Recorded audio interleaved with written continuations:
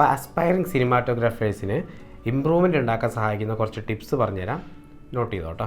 Arguments ആവാം. സെറ്റിൽ എല്ലാവരുടെയും മുന്നിൽ വെച്ച് ആർഗ്യൂ ചെയ്യുമ്പോൾ അപ്പുറത്ത് നിൽക്കുന്നയാൾ പറയുന്നത് ശരിയാണോ എന്ന് മനസ്സിലാക്കാനുള്ള ക്ഷമ കാണിക്കുക. അല്ലെങ്കിൽ അയാളെ വിളിച്ച് മാറ്റി നിർത്തി സ്വകാര്യമായി ആർഗ്യൂ ചെയ്യുക. രണ്ടും നല്ല ക്വാളിറ്റിയാണ്.